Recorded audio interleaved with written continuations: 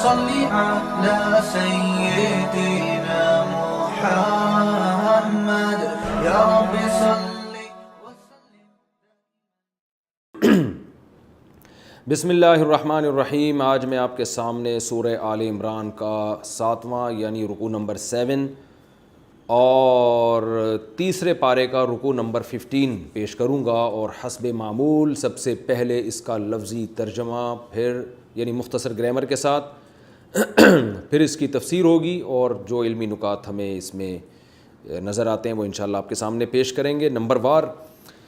اعوذ باللہ من الشیطان الرجیم. بسم اللہ الرحمن الرحیم. قل یا اہل الکتاب. قل کا معنی کہہ دیجئے، یا اہل الکتاب، اے کتاب والو، یعنی یہود و نصارہ.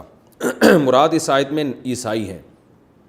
تعالو، آؤ. میں نے بتایا تھا کہ تعال عزت کے ساتھ جب کسی کو بلایا جاتا ہے تو تعال استعمال ہوتا ہے واحد کا صیغہ، اور جمع کے لیے تعالو.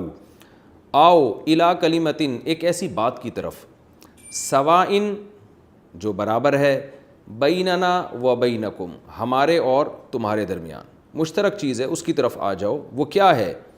اللہ نعبد الا اللہ. اللہ اصل میں تھا ان لا، ان کا معنی کہ، لا کا معنی نہیں. اللہ نعبد، کہ ہم عبادت نہیں کریں گے، الا اللہ، مگر اللہ کی. ولا نشرک بہ شیئا، اور ہم اس کے ساتھ کسی کو شریک نہیں کریں گے. ولا یتخذ بعضنا، اور نہیں ٹھہرائے گا ہم میں سے بعضاً بعض کو، ارباباً، رب کی جمع ارباب آتی ہے، رب کا معنی معبود، رب. ہم میں سے بعض کو معبود نہیں بنائیں گے، من دون اللہ، اللہ کو چھوڑ کر. فَإِن تَوَلَّوْا، اگر یہ لوگ اعراض کریں، فَقُولُوا، تو ان سے کہہ دیجئے، اشہدوا، تم لوگ گواہ رہو، بِأَنَّا مسلمون، کہ بے شک ہم تو فرما بردار ہیں. بِأَنَّا اصل میں تھا بِأَنَّا نا، کہ ہم تو فرما بردار ہیں. یا اہل الکتاب، اے اہل کتاب، لیما تحاجون، لیما کا معنی وائے، کیوں. تحاجون اصل میں تھا تحاجیجون، باب مفعلہ، حجت بازی کرنا. تم کیوں حجت بازی کرتے ہو، فی ابراہیم، ابراہیم کے بارے میں. وما انزلت التوراۃ والانجیل، اور نہیں نازل کی گئی تورات اور انجیل، الا من بعدہ، مگر یہ کہ ابراہیم کے بعد نازل کی گئی ہے. افلا تعقلون، تو تم عقل سے کام نہیں لیتے. ہا انتم، ہا کا معنی ارے، ہا تنبیہ کے لیے استعمال ہوتا ہے نا. ہا انتم، ارے تم، ہا اولائی، ایسے ہو، تم تو ایسے ہو، ہا اولائی شاید تم ایسے ہو، کیسے ہو، حاجج تم، کہ تم نے حجت بازی کی ہے، فی ما، اس چیز کے بارے میں، لکم، تمہارے لیے، بھی، اس چیز کا علم ہے. یعنی تم ایسے لوگ ہو کہ تم حجت بازی تم کر چکے ہو ہم سے ایسے معاملے میں جس کا تمہیں علم ہے. فلیما تحاجون، تو پھر تم حجت بازی کیوں کرتے ہو. فا کا معنی تو، لما کا معنی کیوں، تو تم حجت بازی کیوں کرتے ہو، فی ما، اس چیز میں، لیس لکم بہ علم، کہ نہیں ہے تمہارے لیے اس چیز کا کوئی علم، یعنی تمہارے پاس اس چیز کا علم ہی نہیں ہے. کیا مطلب؟ آسان ترجمہ یہ ہوگا کہ تم ایسے ہو کہ تم ایسی چیز میں تو حجت بازی کی تم نے جس کا تمہیں علم ہے. تو یہ بات تو سمجھ میں آتی ہے، جس کا علم ہو، دلیل ہو، اس پہ بحث کرنی چاہیے.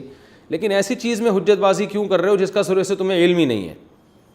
واللہ یعلم، اور اللہ جانتا ہے، وانتم لا تعلمون، اور تم نہیں جانتے. ما کان ابراہیم یہودیہ، نہیں تھے ابراہیم یہودی، ولا نصرانیا، اور نہ نصرانی یعنی عیسائی بھی نہیں تھے. ولیکن، لیکن وہ تھے، کانا، وہ تھے، حنیفاً، حنیف کئی دفعہ یہ میں ڈیفائن کر چکا ہوں. حنف کہتے ہیں میلان، ایک سائٹ کو، ایک طرف کو جانا. تو باطل چیز سے ہٹ کے جب انسان سیدھی طرف کو جاتا ہے تو اس کو حنیف کہا جاتا ہے، ایسے شخص کو. تو حنیفاً یعنی غلط چیزوں سے ہٹ کر سیدھے راستے پہ چلنے والے تھے. مسلماً، اور اللہ کے مکمل فرما بردار تھے. وما کان من المشرکین، اور ابراہیم علیہ السلام مشرکین میں سے نہیں تھے. ان اول الناس بابراہیم، بے شک سب سے زیادہ قریب ابراہیم کے. اولا کا معنی ہوتا ہے ولی، یلی کا معنی ہوتا ہے کسی سے ملا ہوا ہونا. ولی یلی، سمیع حسیب یحسب کی طرح، اور اولا ازربو کی طرح. ازربو دوسرے کے مقابلے میں زیادہ مارنے والا، تو اولا دوسرے کے مقابلے میں زیادہ قریب. ان اول الناس، لوگوں میں سب سے زیادہ قریب، یعنی لوگوں کے مقابلے میں لوگوں میں سب سے زیادہ قریب بھی ابراہیم کے، للذین، لام تاکید کے لیے ہے، اصل میں تھا الذین، البتہ وہ لوگ ہیں اتبعوہ، جنہوں نے فالو کیا ابراہیم کو، ابراہیم کے سب سے زیادہ حقدار، سب سے زیادہ قریب، تو حقدار بھی اس کا ترجمہ کر سکتے ہیں، سب سے زیادہ حقدار۔ آپ کہیں گے بھئی سب سے زیادہ کا ترجمہ میں کیوں کر رہا ہوں، کمپیریٹیو میں تو یہ ہوتا ہے دوسرے کے مقابلے میں، تو جب اصل میں یہاں اولن ناسی ہے نا، تو یہاں ہے لوگوں میں سب سے زیادہ، یعنی لوگوں کے مقابلے میں زیادہ حقدار، تو ظاہر ہے لوگوں کے مقابلے میں جو زیادہ ہوگا وہ سب سے زیادہ ہی ہوگا نا، تمام لوگوں کو اللہ نے ایک طرف رکھا ہے اور ان کے مقابلے میں کہا ہے کہ ان سے بیٹر، تو وہ سب سے بہتر ہی ہو جائے گا۔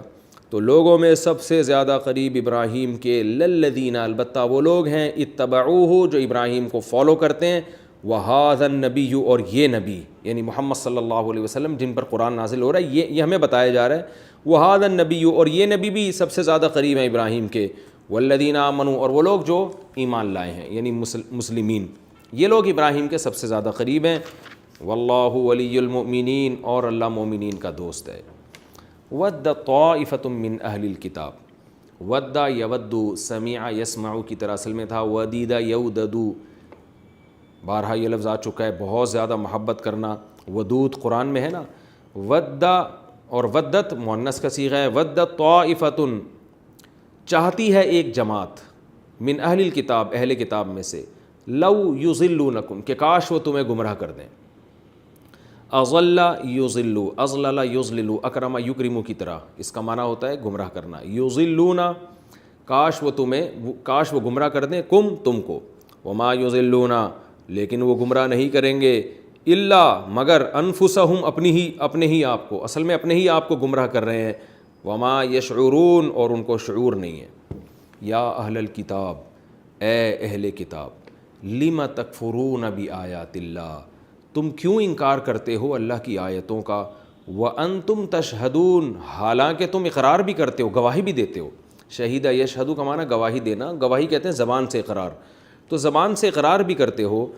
یا اہل الکتاب، اے اہل کتاب، لم تلبسون الحق بالباطل، کیوں تم، تلبسون، لبس یلبسو، معاملے کو ملتبس کر دینا، مشتبہ بنا دینا، حق اور باطل کو خلط ملط کر دینا، لم تلبسون الحق بالباطل، تم حق کو باطل کے ساتھ گڈمڈ کیوں کرتے ہو، وتکتمون الحق، اور حق کو چھپاتے کیوں ہو، وانتم تعلمون، حالانکہ تم جانتے ہو، کیا مطلب، یہ جانتے ہو کہ اس کی سزا کیا ہے، کتنا بڑا جرم ہے یہ، تو ایسا کام کیوں کرتے ہو۔ یہ اس رکوع کا لفظی ترجمہ اور مختصر گرامر ہو گئی، یہ رکوع ذرا مختصر بھی ہے۔ اب ہم اس کی تفسیر کی طرف چلتے ہیں۔ اہل نجران سے بات ہو رہی تھی اور عیسائیوں سے خطاب چل رہا تھا، تو یہ ان رکوع میں زیادہ تر خطاب عیسائیوں سے ہی ہے۔ اس سے پہلے والے رکوع میں عیسائیوں کو دلائل سے سمجھایا گیا کہ حضرت عیسیٰ علیہ السلام کی مثال مٹی کی ہے، آدم کو مٹی سے بنایا، بغیر باپ اور بغیر ماں کے، تو وہ معبود نہیں ہو سکتے، وہ خدائی قوتیں ان کے ہاتھ میں نہیں ہیں۔ تو عیسیٰ کی تو پھر بھی ماں تھیں، بغیر باپ کے بنایا، تو عیسیٰ کا وجود اللہ کی قدرت کی دلیل ہے، عیسیٰ کی قدرت کی دلیل نہیں ہے۔ یہ دلیل دی گئی، مباہلے کا چیلنج بھی کیا گیا کہ پھر بھی بات سمجھ میں نہیں آتی تو میدان میں اپنی اولادوں کو لے آؤ، ہم بھی لے آتے ہیں، جو دین سچا ہوگا وہ بچ جائے گا، جو جھوٹے ہوں گے ان پر اللہ کی لعنت ہوگی۔ اس سے بھی انہوں نے راہ فرار اختیار کیا۔ تو قرآن ایک نرم انداز سے عیسائیوں کو دین کی دعوت دے رہا ہے، پیارے انداز سے، ایک نرم انداز سے دین کی دعوت دے رہا ہے کہ بحث مباحثے چھوڑو، آؤ ایک ایسی بات کی طرف جو ہمارے اور تمہارے درمیان مشترک ہے۔ ہم تمہارے دین کے خلاف نہیں ہیں، ہم تو تمہاری کتابوں پر ایمان کو اپنے ایمان کا جز سمجھتے ہیں، لیکن تم اپنی کتابیں پڑھو تو تمہیں وہی کچھ نظر آئے گا جو اسلام کہہ رہا ہے۔ وہ کیا ہے؟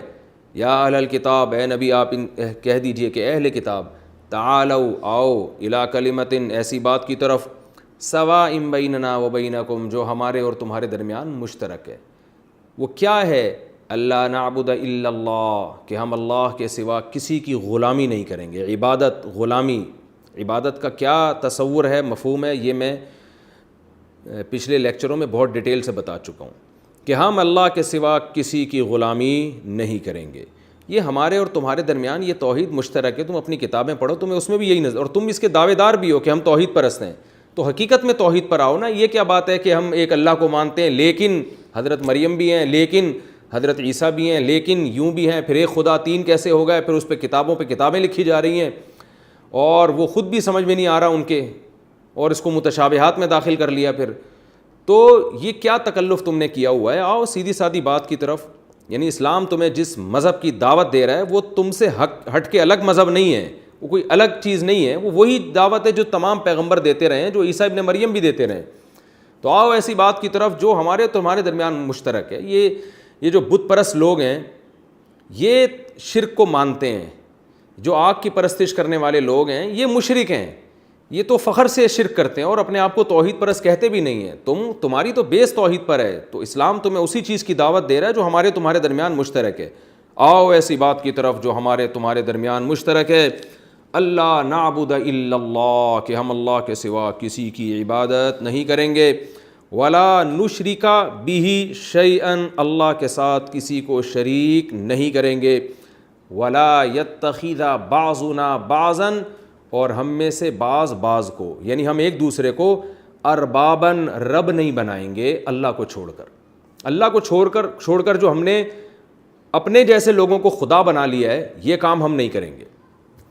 صحابہ نے اس آیت کی تفسیر رسول اللہ صلی اللہ علیہ وسلم سے پوچھی تھی کہ یا رسول اللہ، یہود و نصارہ تو ایک دوسرے کو خدا نہیں کہتے تھے، اور وہ تو اللہ ہی کی توحید کے قائل تھے، اور عیسائیوں نے زیادہ سے زیادہ یہ کیا کہ عیسیٰ ابن مریم کو اللہ کا بیٹا بنا ڈالا، لیکن آپس میں ایک دوسرے کو تو وہ خدا نہیں کہتے تھے، تو اس آیت کا کیا مطلب ہے؟ تو آپ صلی اللہ علیہ وسلم نے فرمایا، صحیح حدیث ہے، فرمایا کہ ایسا نہیں ہے کہ ان کے علماء جو ہیں، جس چیز کو ان کے علماء نے حلال کر دیا انہوں نے حلال سمجھا، جس چیز کو ان کے علماء نے حرام کر دیا انہوں نے حرام سمجھا۔ تو یہ جو حلال و حرام کا اختیار اپنے علماء کو دیا ہوا ہے انہوں نے، یعنی حدیث کا مفہوم میں بیان کر رہا ہوں، تو یہ خدا بنا نہیں ہے، حلال و حرام کا اختیار صرف اللہ کے پاس ہے، یہ کسی قوم کے مذہبی رہنماؤں کے پاس نہیں ہے۔ تو یہ مطلب ہے اس آیت کا کہ یہود و نصارہ نے جو اپنے پادریوں کو اور مذہبی رہنماؤں کو دین میں دخل اندازی کی اتنی اجازت دے رکھی ہے کہ پادری صاحب جس چیز کو حلال کر دیں وہ حلال اور جس چیز کو حرام کر دیں وہ حرام، تو یہ بھی خدا بنانے کے مترادف ہے۔ تو اس چیز سے بھی قرآن منع کر رہا ہے کہ حلال و حرام جو اللہ نے کیا ہے وہی ہے، آپ کو اپنی طرف سے نہ کسی چیز کو حلال کرنے کی اجازت نہ حرام کرنے کی اجازت۔ یہاں یعنی اس آیت کی تفسیر میں ایک بات خوب اچھی طرح سمجھیں، اس آیت کی تفسیر میں نا دو انتہاؤں کی طرف لوگ گئے ہیں۔ کچھ لوگوں نے تو یہ کیا ہے، یعنی اس آیت کی تفسیر میں تو ہم نہیں کہہ سکتے، یعنی یوں کہہ سکتے ہیں کہ اس امت میں دو انتہائیں پیدا ہوئی ہیں۔ ایک تو وہ ہیں جنہوں نے اس آیت کی ایسی تفسیر بیان کی ہے کہ اس آیت کی دھجیاں اڑا دی انہوں نے۔ یہ وہ لوگ ہیں جو بابوں کو، بزرگوں کو اتنی اتھارٹی دیتے ہیں کہ وہ جب چاہیں حلال کر دیں، جب چاہیں حرام کر دیں، ان سے کوئی دلیل کا مطالبہ بھی کرے تو گویا کفر سمجھا جاتا ہے، اور بس ان کے پیر صاحب ہیں، ان سے کوئی پوچھ نہیں سکتا، وہ نماز پڑھیں نہ پڑھیں ان کی مرضی ہے، بس یہ تو جنت میں جائیں گے۔ تو یہ لوگ بھی اسی آیت کا مصداق ہیں، جس کو اندھی تقلید کہا جاتا ہے، کہ حلال و حرام کی اتھارٹی اپنے بزرگوں کو دی ہوئی ہے۔ مزار پرستی جو پھیل رہی ہے ہمارے معاشرے میں، حضرت دامت برکاتہم نے فرمایا، اور کوئی دلیل نہیں ہوتی ان کے پاس، تو ان کا عمل اپنے بزرگوں کے ساتھ ایسا ہی ہوتا ہے جیسا یہود و نصارہ کا عمل اپنے پادریوں کے ساتھ اور اپنے راہبوں کے ساتھ اور اپنے احبار کے ساتھ ہوتا تھا، کہ انہوں نے بزرگوں کو یہ اتھارٹی دے رکھی ہے۔ آج دیکھ لیں بدعتی لوگ کیا کچھ کر رہے ہیں، ان سے قرآن و سنت مکمل ایک طرف، لیکن بس ان کے بزرگ نے جو کہہ دیا تو وہ پتھر پہ لکیر، تو وہ بھی اسی آیت کے مفہوم میں داخل ہیں، وہ بھی ان لوگوں کی فہرست میں داخل ہیں جو اللہ کے ساتھ غیر اللہ کو شریک کرتے ہیں، اور انہوں نے اپنے بزرگوں کو اختیارات دیے ہوئے ہیں۔ لیکن دوسری طرف ایک اور انتہا جو اس آیت کی غلط تفسیر کرتی ہے، وہ لوگ ہیں کہ جو لوگ مجتہدین کی تقلید کرتے ہیں، اس پر ان لوگوں پر یہ آیتیں فٹ کی جاتی ہیں کہ جناب آپ ابو حنیفہ رحمہ اللہ تعالیٰ کے قول کو فالو کر رہے ہو، آپ امام شافعی کو قول کو فالو کر رہے ہو، تو قرآن تو منع کر رہا ہے کہ حلال و حرام کا اختیار تو صرف اور صرف اللہ کے پاس ہے، تو ابو حنیفہ کے پاس تھوڑی اختیار آ گیا، امام شافعی کے پاس تھوڑی اختیار آ گیا، تو جو امت میں 99.9% لوگ جو ان چاروں فقہ میں سے کسی ایک کو فالو کر رہے ہیں، بعض لوگ یہ آیتیں اٹھا کے ان پہ بھی چشمہ کر دیتے ہیں اور ان پہ بھی شرک اور کفر کے فتوے لگاتے ہیں کہ یہ لوگ بھی اسی آیت کا مصداق ہیں، حالانکہ یہ اس آیت کا مصداق نہیں ہے۔ وجہ کیا ہے؟ نبی صلی اللہ علیہ وسلم نے یہود و نصارہ کے جن اکابرین کی برائی بیان کی ہے، یہ وہ بزرگ تھے جن کو یہود و نصارہ نے اتھارٹی دے رکھی تھی کہ یہ جب چاہیں کسی چیز کو حلال کر سکتے ہیں، جب چاہیں کسی چیز کو حرام کر سکتے ہیں۔ اور آج بھی آپ اگر عیسائیوں کے جو مذہبی عقائد کی کتابیں وہ اٹھا کے پڑھیں گے تو اس میں یہ عقیدہ باقاعدہ لکھا ہوا ہے کہ فادر کو، پادری کو یہ پرمیشن ہے کہ وہ زمانے کے لحاظ سے، حالات کے لحاظ سے مذہب میں چینجنگ کر سکتا ہے، وہ حلال کو حرام اور حرام کو حلال کر سکتا ہے۔ تو یہ آج بھی لکھا ہوا ہے۔ تو حلال و حرام بیان کرنا الگ چیز ہے، حلال کو حرام کر دینا اور حرام کو حلال کر دینا الگ چیز ہے۔ تو حلال کو حرام کرنا یا حرام کو حلال کرنے کی اتھارٹی صرف اللہ کے پاس ہے، یہ کسی کے پاس نہیں ہے۔ جبکہ مجتہدین کو جو فالو کیا جاتا ہے، اس لیے نہیں کہ ابو حنیفہ کو یہ اختیار حاصل ہے کہ وہ حلال کو حرام کر دیں یا حرام کو حلال کر دیں، بلکہ وہ ان مسائل میں فالو کیا جاتا ہے جو اختلافی مسائل ہیں۔ تو اختلافی مسائل میں ایک عامی آدمی کی ذمہ داری ہے کہ وہ اپنی رائے قائم کرنے کے بجائے اپنے سے زیادہ پڑھے لکھے پر، جس پر پوری امت نے اعتماد کیا ہو، اس کی رائے کو اپنی رائے پر ترجیح دے۔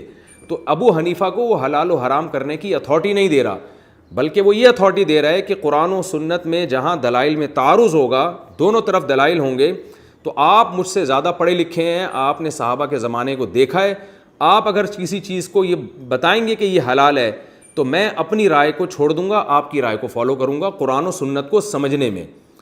یہی وجہ ہے کہ پوری امت نے ان چاروں اماموں کو مجتہد مانا ہے۔ اگر امت یہ سمجھتی کہ انہوں نے اپنی طرف سے بھی چیزوں کو حلال و حرام کیا تو امت مجتہد تو دور کی بات، ان کو مسلمان ہی نہ مانتی۔ اس لیے کہ کسی مجتہد کو یہ اجازت نہیں ہے کہ حدیث میں ایک مسئلہ بیان ہوا اور وہ اس کے اپوزٹ اپنی رائے قائم کرے۔ ایسا کام اگر کوئی مجتہد کرے گا تو وہ مجتہد تو دور کی بات، وہ اسلام سے خارج ہو جائے گا۔ تو لہذا جو جاہل پیر اور بابے قرآن و سنت کے مقابلے میں اپنی رائے پیش کرتے ہیں، وہ خود بھی اسلام سے خارج ہیں اور ان بابوں کو فالو کرنے والے لوگ بھی اسلام سے خارج ہیں اور اس آیت کا مصداق ہیں۔ اور جو علماء مجتہدین، وہ علماء جن پر پوری امت نے اجماع کیا، فروعی مسائل میں اگر کوئی شخص ان کی رائے کو فالو کرتا ہے، ان کی تقلید کرتا ہے، تو وہ اس کا مصداق نہیں ہے، کیونکہ وہ یہ اتھارٹی نہیں دے رہا ابو حنیفہ یا امام شافعی کو کہ آپ جب چاہیں کسی چیز کو حلال کر دیں یا حرام کر دیں۔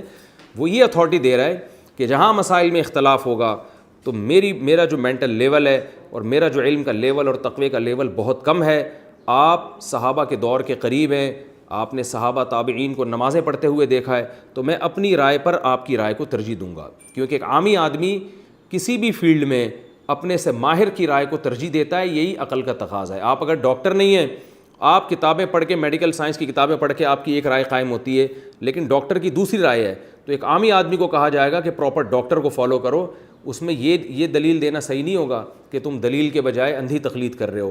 یہ اندھی تقلید نہیں ہے، اس لیے کہ اندھی تقلید پڑھے لکھے کی نہیں ہوتی، متقی اور پرہیزگار کی نہیں ہوتی اندھی تقلید۔ اندھی تقلید اپنے جیسے جاہلوں کی ہوتی ہے یا ان عالموں کی ہوتی ہے جو خود لوگوں کو اندھے راستے پہ چلا رہے ہوں۔ تو جیسے ایک عام آدمی میڈیکل سائنس میں کسی ڈاکٹر کو اگر فالو کرتا ہے تو اس کو اندھا مقلد نہیں کہا جا سکتا، ایسے ہی کوئی شخص اگر قرآن و سنت پہ پورا عبور نہیں رکھتا تو وہ اگر کسی مجتہد کو فالو کرتا ہے تو یہ اندھا مقلد نہیں ہے، یہ تقلید علی وجہ البصیرہ ہے، اور ان لوگوں پر اس طرح کی آیتیں فٹ کرنا یہ بھی جہالت ہے۔ اور کمال کی بات یہ ہے کہ جو لوگ اس طرح کی آیتیں مجتہدین کو فالو کرنے والے لوگوں پر فٹ کر رہے ہوتے ہیں، وہ خود کسی نہ کسی کی شخصیت میں ایسے مبتلا ہوتے ہیں کہ یہ میرا تجربہ مشاہدہ ہے کہ وہ خود کسی ایک شخص کو مان رہے ہوتے ہیں، اور وہ جب کسی حدیث کو صحیح کہہ دے تو یہ صحیح مان لیں گے، وہ ضعیف کہہ دے تو ضعیف مان لیں گے، وہ کہہ دے یہ کام جائز ہے تو جائز مان لیں گے، وہ کہہ دے ناجائز ہے تو ناجائز مان لیں گے۔ تو یہ ایسی اندھی تقلید کر رہے ہوتے ہیں کہ اصل میں ان کے اوپر یہ آیتیں فٹ ہوتی ہیں، لیکن یہ 99.9% امت جو مجتہد جن کو فالو کرتی ہے، ان کو کے فالوورز کو یہ آیتیں فٹ کرتے ہیں۔ تو یہ دو انتہاؤں کا امت شکار ہے اس وقت۔ اعتدال کا راستہ یہی ہے جو میں نے آپ کے سامنے بیان کیا کہ اس سے وہ لوگ مراد ہیں جن کو باقاعدہ یہ اتھارٹی دی گئی ہو کہ وہ جب چاہیں حلال کو حرام کر دیں اور حرام کو حلال کر دیں۔ ہم مجتہدین کو یہ اتھارٹی نہیں دیتے کہ وہ جب چاہیں حلال کو حرام کر دیں اور حرام کو حلال کر دیں، کیونکہ اگر ہم یہ سمجھتے کہ مجتہدین نے یہ کام کیا ہے کہ اپنی مرضی سے حلال و حرام کے فیصلے کیے ہیں، تو وہ مجتہد تو دور کی بات، ہم ان کو اسلام سے خارج سمجھیں گے، پھر اس مسلمان سمجھیں گے ہی نہیں، اور ان کے اتباع کرنے والا بھی اسلام سے خارج ہے. تو یہ خوب اچھی طرح سمجھ لیں. البتہ یہ بات ضرور ہے کہ کسی شخص کے پاس، کسی مجتہد جس میں خود صلاحیت ہو، وہ قرآن و سنت کو بہت اچھی طرح سمجھ گیا ہو اور بھرپور طریقے سے اس میں قرآن و سنت کی سمجھنے کی صلاحیت پیدا ہو گئی ہو، اور صرف اپنی رائے پر اعتماد نہ ہو بلکہ امت نے بھی اس کے بارے میں گواہی دی ہو کہ یہ واقعی مجتہد ہے، تو اس کے سامنے اگر دلائل قطعیہ سے ثابت ہو جائے، اسلام کی دلائل سے، کہ یہ مسئلہ اس طرح ہے، اور مجتہد کے بارے میں ثابت ہو جائے کہ مجتہد کے پاس چونکہ دلیل نہیں پہنچی تھی اس لیے اس نے اس کے خلاف فتویٰ دیا ہے، تو ایسے موقع پہ جب کسی شخص کے سامنے جو مجتہد کے درجے پر فائز ہو، اس کے سامنے یہ بات اظہر من الشمس واضح ہو جائے کہ شریعت میں مسئلہ ایسے ہے، اور ابو حنیفہ سے یا امام شافعی سے اس مسئلے میں غلطی ہوئی ہے کیونکہ ان تک حدیث نہیں پہنچی تھی، ایسے موقع پر بھی اگر وہ مجتہد کو فالو کرتا ہے تو پھر وہ یقیناً ان آیتوں کا محتاج ہے، ان آیتوں کا مصداق ہے.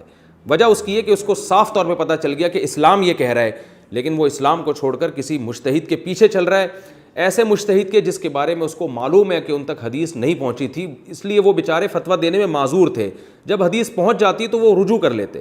ایسے موقع پر بھی اگر کوئی کسی عالم کی رائے کو فالو کرتا ہے اور قرآن و سنت کو چھوڑ دیتا ہے تو وہ یقیناً ان آیتوں کا مصداق ہے، لیکن ایسا ہوتا نہیں ہے. کہیں ایسا ہو رہا ہے تو وہ آپ کو لگ رہا ہے، حقیقت میں ایسا نہیں ہے. مجتہد کی رائے ایک حدیث کے مطابق ہوتی ہے، آپ دوسری حدیث دیکھ رہے ہوتے ہیں. تو اس لیے عامی آدمی کے بارے میں قرآن کی دوسری آیتیں ہیں، وَاتَّبِعْ سَبِيلَ مَنْ أَنَابَ إِلَيَّ، اللہ فرماتے ہیں جو میرے راستے پر چل رہا ہے اس شخص کو فالو کرو. تو اللہ خود شخص کو فالو کرنے کا حکم دے رہے ہیں. کیا مطلب؟ تمہیں خود قرآن و سنت پر عبور نہیں ہے تو ایسوں کو فالو کرو جن کو قرآن و سنت پہ عبور ہے. تو یہ فالوونگ کا تو قرآن حکم دے رہا ہے. فَاسْأَلُوا أَهْلَ الذِّكْرِ إِن كُنتُمْ لَا تَعْلَمُونَ، یہ بھی قرآن کی آیت ہے کہ تمہیں علم نہیں ہے تو اہل علم کو فالو کرو. تو وَلَوْ رَدُّوهُ إِلَى الرَّسُولِ وَإِلَىٰ أُولِي الْأَمْرِ مِنْهُمْ، جب بھی کوئی اختلاف ہو تو رسول کی طرف پھیرو اور اولو الامر یعنی علماء کی طرف پھیلو، کیونکہ علماء رسول کی بات کو زیادہ اچھا سمجھتے ہیں.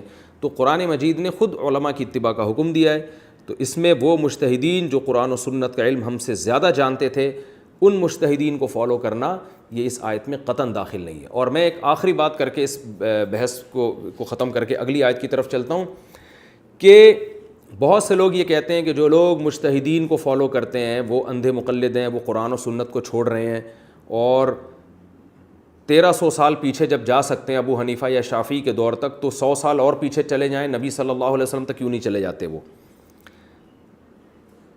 تو یہ اصل میں بزبان حال یہ کہہ رہے ہوتے ہیں کہ آپ 1300 سال پیچھے جا رہے ہیں لیکن 100 سال پیچھے کا زمانہ نبی صلی اللہ علیہ وسلم کا ہے، وہاں تک کیوں نہیں جا رہے؟ تو یہ لیبل بہت اچھا لگ رہا ہے، لیکن خود وہ کیا کر رہے ہوتے ہیں کہ وہ 15ویں صدی کے کسی عالم کی تقلید کر رہے ہوتے ہیں. تو ہم یہ کہتے ہیں کہ اس زمانے میں آپ 15ویں صدی میں کسی مولانا کی، عالم کی، پروفیسر کی، اسکالر کی جو آپ اتباع کر رہے ہیں، تو اس زمانے میں فتنے کا اندیشہ زیادہ ہے. آپ 1300-1400 سال پہلے کے مجتہد کی طرف کیوں نہیں چلے جاتے جو آپ سے زیادہ قرآن و سنت کو سمجھتا تھا؟ آپ اس طرف کیوں نہیں چلے جاتے؟ تو یہ سوال ہمارا ان سے ہے کہ آج کے کسی مجتہد کی یا کسی پروفیسر کی تقلید کرنا زیادہ بہتر ہے، اس کی اتباع کرنا زیادہ بہتر ہے، یہ 1400 سال پہلے؟ تو یہ جواب میں کہتے ہیں کہ ہم تو کسی کی بھی نہیں کر رہے، ہم تو نبی کی حدیث کو فالو کر رہے ہیں. تو یاد رکھیں یہ لوگ جو باتیں کر رہے ہیں نبی کی حدیث کو، نبی کی حدیث صرف ایک طرف نہیں ہوتی، دوسری طرف بھی ہوتی ہے. نبی صلی اللہ علیہ وسلم کی حدیثیں مختلف وارد ہوئی ہیں، تبھی مجتہدین کا اختلاف ہوا ہے، ورنہ مجتہدین کا اختلاف ہوتا نہیں. تو یہ آپ کو وہ حدیث تو بتا رہے ہوتے ہیں جن سے ان کے مسلک کی تائید ہو رہی ہوتی ہے، وہ والی نہیں بتا رہے ہوتے جو ان کے مسلک کے اپوزٹ ہوتی ہے. تو جو ان کے مسلک کے اپوزٹ ہوتی ہے وہ حدیث یا تو چھپاتے ہیں یا اس پہ ضعیف ہونے کا فتویٰ لگا دیتے ہیں. تو یاد رکھیں مجتہدین میں جب بھی اختلاف ہوتا ہے 99% یہ اختلاف کی بیس یہ ہوتی ہے کہ احادیث اس بارے میں مختلف ہوتی ہیں. تو پھر ایک عامی آدمی کے لیے فیصلہ کرنا مشکل، تو عامی آدمی کے لیے فیصلہ کرنا مشکل، تو پھر وہ حدیث میں خود ترجیح دینے کے بجائے عافیت کا راستہ یہ ہے کہ وہ کسی مجتہد کی رائے کو ترجیح دے. اور اس سے یہ سوال بھی خود بخود اس کا بھی جواب مل گیا کہ ہم جناب 1300 سال پیچھے تو جا سکتے ہیں، تو اس سے 100 سال اور پیچھے جا کے ڈائریکٹ نبی کی اتباع کیوں نہیں کر لیتے؟ تو نبی کی اتباع ان احادیث میں تو آپ کے لیے براہ راست ممکن ہے جن میں 2 طرح کی حدیثیں نہیں ہیں، ایک ہی طرح کی حدیثیں ہیں، ان میں تو نبی ہی کی اتباع کی جاتی ہے. لیکن اگر حدیثیں دو طرح کی آ رہی ہیں، اس ایک حدیث سے پتہ چل رہا ہے یہ کام جائز ہے، ایک حدیث سے پتہ چل رہا ہے یہ کام ناجائز ہے، تو اس میں ترجیح کون سی حدیث کو دینی ہے اور کس میں تعویل کرنی ہے، اس کے لیے مجتہدین کی ضرورت پڑتی ہے کہ اس میں آپ اپنی رائے کو فالو کرنے کے بجائے، یعنی حدیث کی تشریح میں اپنی رائے کو فالو کرنے کے بجائے آپ کسی مجتہد کی رائے کو فالو کریں. تو یہ یعنی الفاظ کے بکھیڑے ہیں اور الفاظ کے خوشنما نعرے ہیں جس سے لوگوں کو بیوقوف بنایا جاتا ہے اور لوگوں کو یہ سمجھایا جاتا ہے کہ ہم تمہیں حدیث بتاتے ہیں اور یہ چاروں اماموں نے تو پتہ نہیں کیا کیا ہے. تو ایسا نہیں ہے. تو خوب سمجھ لیں کہ تقلید کن مسائل میں کی جاتی ہے، اس سے یہ مسئلہ واضح ہو جائے گا. عقائد میں تقلید نہیں ہوتی. قرآن و سنت میں عقیدے کے معاملے کو بہت وضاحت سے بیان کیا ہے، اس میں دائرہ قرآن و سنت کو فالو کیا جائے گا. اسی طرح کچھ مسائل قرآن و سنت میں ایسے ہیں جو اختلافی نہیں ہیں، اس میں ایک ہی طرح کے دلائل ہیں، جیسے زانی کو 100 کوڑے مارے جائیں گے، اور حدیث میں آتا ہے شادی شدہ زانی کو رجم کیا جائے گا، نمازیں 5 فرض ہیں، رمضان کے روزے فرض ہیں، حج کرنا فرض ہے، عمرہ کرنا فرض ہے. یہ وہ مسائل ہیں جس میں کسی کی تقلید جائز نہیں ہے، کیونکہ ان مسائل کو آپ صلی اللہ علیہ وسلم نے اتنی وضاحت سے بیان کر دیا ہے کہ اس میں ڈائریکٹ نبی کو فالو کیا جائے گا، کیونکہ نبی کی بات کے دو مطلب یہاں نکلتے نہیں ہیں. تو اس میں آپ کو 1300 سال نہیں بلکہ آپ ڈائریکٹ 1400 سال پیچھے ہی جائیں گے. لیکن کچھ مسائل ایسے ہیں جن میں دونوں طرح کی احادیث ہیں، صحابہ کے عمل بھی مختلف ہیں. مثال کے طور پر زور سے آمین کہنا، آہستہ آمین کہنا، یہ دونوں حدیثوں ثابت ہے.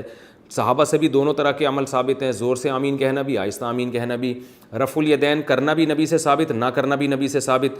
صحابہ سے بھی دونوں طرح، بعض صحابہ رفع الیدین کے بغیر نماز پڑھتے تھے، بعض رفع الیدین کر کے نماز پڑھتے تھے. اسی طرح ہاتھ باندھنے کی مختلف کیفیت، کہ ہاتھ کہاں باندھے جائیں گے، یہ بھی مختلف کیفیت نبی سے بھی ثابت اور صحابہ سے بھی ثابت. ہاتھ باندھنے بھی ہیں نماز میں یا ہاتھ چھوڑ کے نماز پڑھنا ہے، اس میں بھی صحابہ کی دونوں رائے ہمیں ملتی ہیں. تو ایسے اختلافی مسائل میں کوئی یہ کہتا ہے میں ڈائریکٹ نبی کو فالو کروں گا، تو کیسے فالو کرے گا بھائی؟ نبی سے تو دونوں چیزیں ثابت ہیں. تو ظاہر ہے آپ نے دونوں طرف کے دلائل رکھ کے ایک فیصلہ کرنا ہے نا کہ زیادہ راجح کون سا ہے. تو یہ فیصلہ آپ نہ کریں، یہ فیصلہ مجتہد کر چکے ہیں، انہی میں سے کسی ایک کو آپ فالو کریں اور دوسرے پر اعتراض نہ کریں. تو یہ ہے تقلید کا مطلب.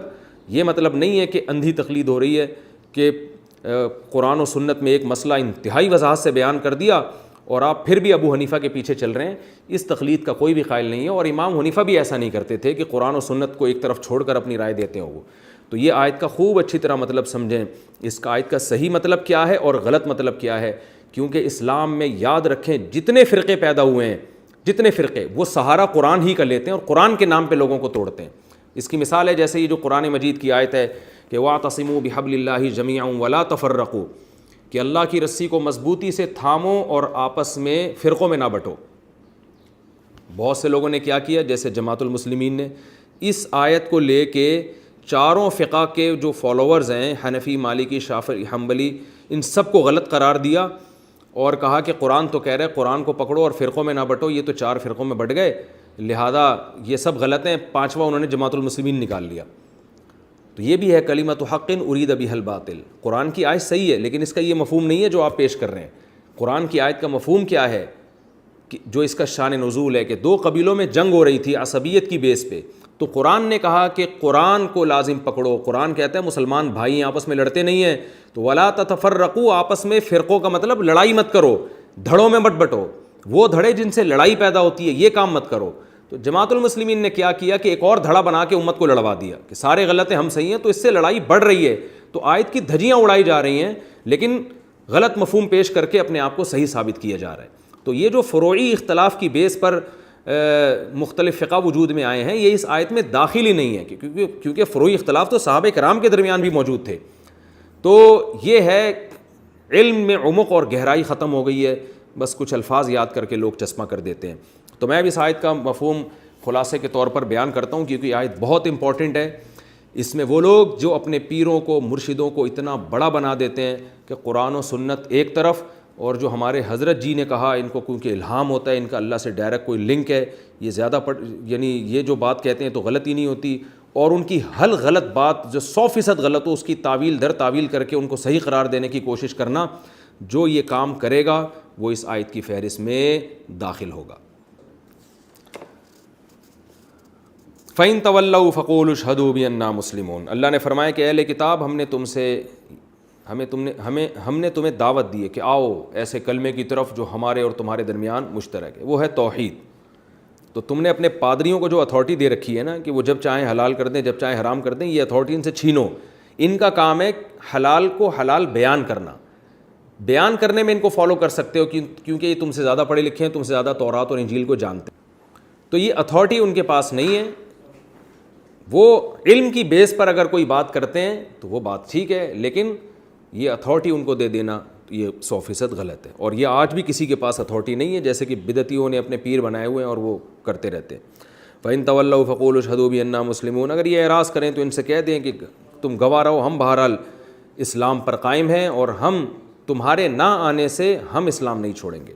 یا اہل الکتاب لم تحاجون فی ابراہیم وما انزلت التوراۃ والانجیل الا من بعد.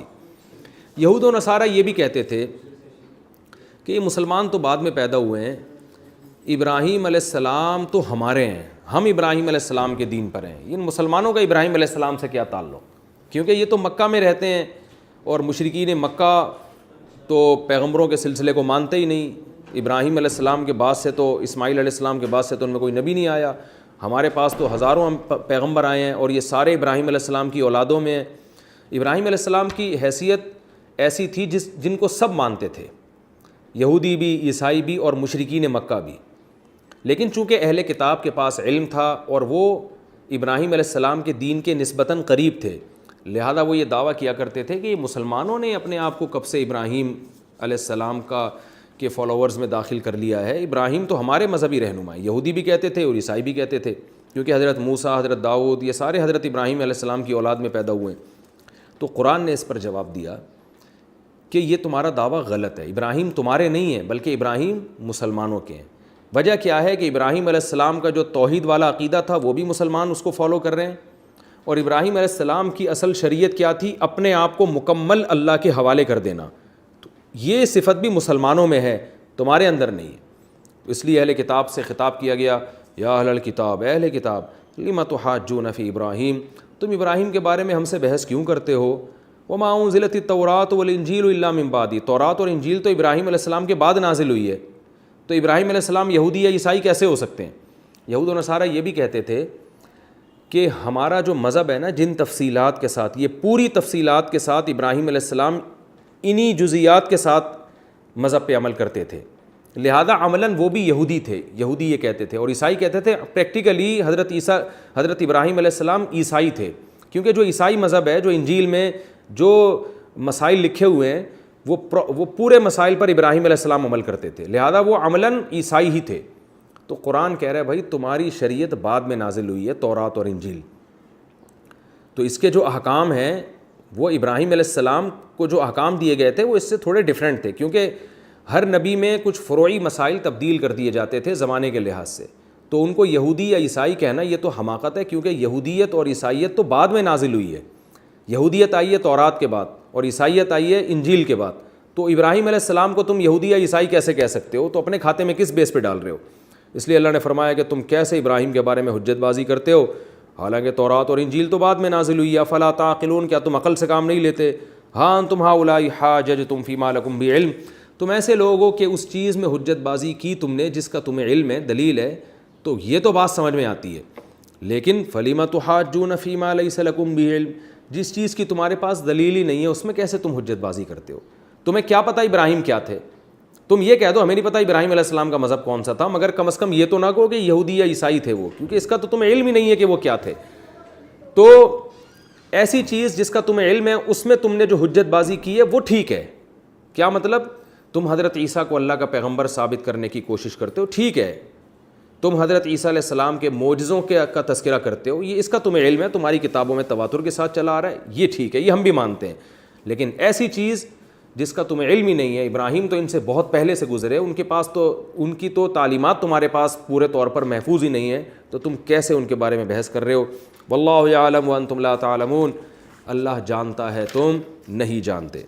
پھر آگے اللہ نے صاف طور پہ فرمایا ما کان ابراہیم یہودیا ولا نصرانیا, اس خوش فہمی میں مت رہو, ابراہیم علیہ السلام نہ تو یہودی تھے اور نہ عیسائی تھے, ولکن کان حنیفا, ایک صفت تھی ان کے اندر کہ وہ حنیف کا مطلب ان کی یہ نیچر تھی کہ وہ ہر باطل چیز سے منہ موڑ کر سیدھے راستے پہ چلتے تھے. مسلمن اسلام کہتے ہیں فرما برداری, اور انہوں نے مکمل اپنے آپ کو اللہ کے سپرد کیا ہوا تھا. تو یہ کوالٹی اپنے اندر پیدا کرو, تو پھر تم اپنے آپ کو کہہ سکتے ہو کہ ہم ابراہیم کو مانتے ہیں اور ابراہیم کے دین پر ہیں. تو یہ کوالٹی مسلمانوں میں ملے گی, تمہیں محمد صلی اللہ علیہ وسلم میں ملے گی. جیسے جیسے ان کو آرڈر کیا جا رہا ہے وہ اس آرڈر پر عمل کر رہے ہیں. تو اس لحاظ سے ابراہیم علیہ السلام مسلم تھے اور مسلمان ان کے زیادہ قریب ہیں. تم چونکہ اللہ کے حکام کو تم نے تو تورات اور انجیل پر صحیح طرح عمل نہیں کیا, تو تم اپنے آپ کو ابراہیم کی فہرست میں داخل نہیں کر سکتے. وما کان من المشرکین, اور عقیدہ ابراہیم کا یہ تھا کہ وہ مشرکین میں سے نہیں تھے, جبکہ تم تو شرک کرتے ہو. آگے اللہ نے یہ دلائل دینے کے بعد بتا دیا کہ اس جو معیار ہم نے بتایا ہے اس معیار کے مطابق سب سے زیادہ ابراہیم کے قریب اور ابراہیم کے حقدار وہ مسلمان ہیں. وہ یہ دعویٰ کر سکتے ہیں کہ ابراہیم ہمارے ہیں, کیونکہ یہ صحیح معنوں میں حضرت ابراہیم کی تعلیمات کو فالو کرتے ہیں. اس لیے اللہ نے فرمایا انا اولى الناس بابراہیم للذین اتبعوہ, بے شک ابراہیم کے سب سے زیادہ حقدار اور قریب وہ لوگ ہیں جو ابراہیم کو فالو کرتے ہیں. تو جو حقیقی معنوں میں حضرت ابراہیم کو جن لوگوں نے فالو کیا ان سالوں میں, ان صدیوں میں, تو وہ ہیں وہذا النبی, اور یہ جو نبی ہیں محمد صلی اللہ علیہ وسلم. اللہ گویا اشارہ کر کے کہنے رہے یہ نبی ہیں اصل جو ابراہیم کے حقدار ہیں.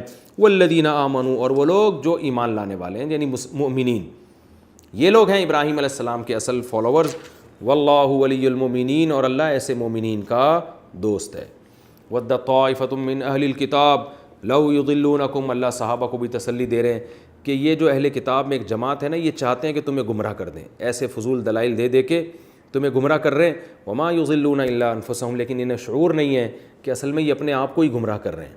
یعنی حق سے اور یہ تمہیں گمراہ کرنے کے چکر میں یہ ضد اور عناد میں حق سے اور دور ہوتے چلے جا رہے ہیں. وما یشعرون, لیکن ان کو شعور نہیں ہے. پھر آگے اللہ دوبارہ اہل کتاب سے بڑے نرم انداز میں ہم کلام ہوتے ہیں. یا اہل الکتاب, اے اہل کتاب بحث چھوڑو, لما تکفرون بآیات اللہ, اللہ کی آیات کا تم کیوں انکار کرتے ہو. وانتم تشہدون, تم تو اقرار بھی کرتے ہو. یعنی تم خود اپنی نجی محفلوں میں تورات اور انجیل کی آیتیں پیش کر کے بتاتے تھے کہ نبی آنے والا ہے, آخری نبی ہوگا, یہ علامتیں ہوں گی, اور اب بھی چھپ کے نجی محفلوں میں اقرار زبان سے بھی کر لیتے ہو. تو زبان سے ماننے کے باوجود بھی تم سامنے آ کے پھر نبی صلی اللہ علیہ وسلم کا انکار کیوں کرتے ہو. وانتم تشہدون, تم تو خود اقراری ہو اس بات کے. یا اہل الکتاب, اے اہل کتاب, لما تلبسون الحق بالباطل, تم حق اور باطل میں اشتباہ پیدا کیوں کرتے ہو. وتکتمون الحق, اور حق کو چھپاتے کیوں ہو. وانتم تعلمون, حالانکہ تم جانتے بھی ہو کہ یہ بہت بری حرکت ہے. تو حق کو کھلے عام بیان کیوں نہیں, گول مول گڈمڈ کیوں کرتے ہو. تو یہ اہل باطل کی عادت ہوتی ہے کہ جو 100% باطل لوگ ہوتے ہیں نا, وہ تو بالکل ہی حق کو مانتے ہی نہیں ہیں, اور جو شرارتی قسم کے لوگ ہوتے ہیں باطل ہونے کے ساتھ ساتھ وہ کیا کرتے ہیں, کچھ حق بھی بتاتے ہیں کچھ باطل بھی, تاکہ ان کے حق کو دیکھ کے لوگ سمجھیں کہ یہ حق پرست ہیں, لیکن اس کے درمیان میں باطل کو ڈال دیتے ہیں. جیسے آج بھی بہت سے اسکالر ایسے ہیں, دیکھا ہوگا آپ نے, جو اسلام کے ساری تعلیمات ہی کو انہوں نے توڑ موڑ کے رکھ دیا, لیکن کچھ چیزیں اسلام کی وہ بڑی ڈیفائن کر رہے ہوتے ہیں اور اسلام کا دفاع کر رہے ہوتے ہیں. تو اس سے لوگ سمجھتے ہیں کہ بڑے نیک لوگ ہیں, حق پرست ہیں, دیکھو اسلام کی تعریفیں کر رہے ہیں, لیکن اسلام کے بنیادی حکام کی جڑیں کھوکھلی کر دیتے ہیں وہ. تو یہ ہے حق اور باطل میں خلط ملط کر دینا. تو اللہ فرماتے ہیں حق کو باطل کے ساتھ خلط مت کرو, یعنی حق کو ایسے بیان مت کرو کہ باطل کو ایسے بیان نہ کرو کہ وہ تمہیں حق لگنے لگے. تو یہ کام مت کیا کرو. یہ رکو ہمارا تفسیر کے لحاظ سے کمپلیٹ ہو گیا. اس میں جو علمی نکات ملتے ہیں وہ انشاءاللہ اگلے ایپیسوڈ میں بیان کر کے پھر میں اگلے رکوع کی طرف چلوں گا.